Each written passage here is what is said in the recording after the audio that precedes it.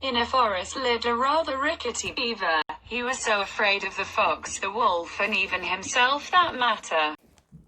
Then if the wind blew and a branch cracked, he looked around for a hole they could hide in.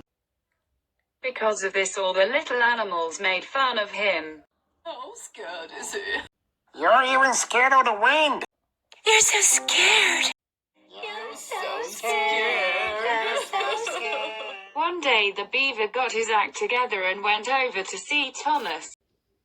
Thomas had just finished having his lunch. He was taking a nap in the shed. The beaver's friends were all curious as to what the beaver had planned. One day the beaver started to climb on Thomas. He got up on Thomas. He had a very comfort look on his face. He posed to his friends. Although he was very scared, he was doing everything in his hand not to make it obvious.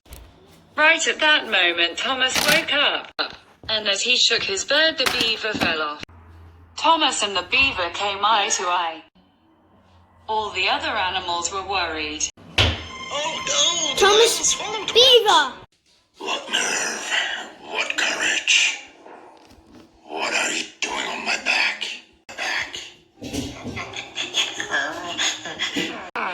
Take out the jungle. Please don't eat me. I'm scared of the bush. Whatever. But life passes on by shaking with fear. If a leaf falls off of the tree, I'm scared. I'm fed up with this. I want to get rid of this fear. You're the king of the jungle. With just one big roar, the animals fear you. Would you consider taking me into your custody? Today? Thomas listened to the beaver in silence. The beaver was wondering why it is going to be.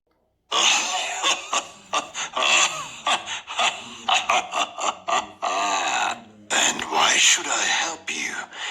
Give me one good reason as to why I shouldn't eat you. Your help will be returned, I promise. Maybe one day I will help you. As soon as the beaver finished what he had to say, Thomas roared in such a way. How can such a tiny mouse Beaver. as yourself be of any help to me? But seeing the tiny beaver shaking in front of them, Thomas decided not to eat him. Thank God I am full. Now get out of my sight. The beaver ran and they got away from there.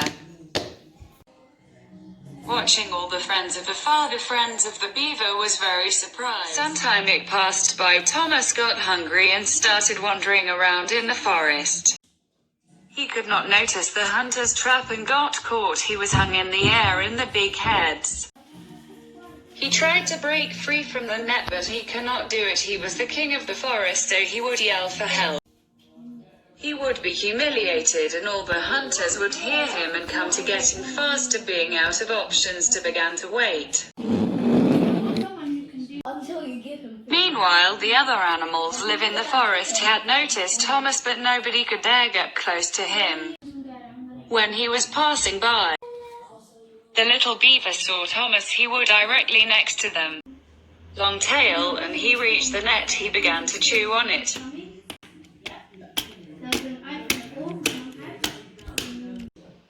The other animals who gather around suddenly start when they heard the word hunter.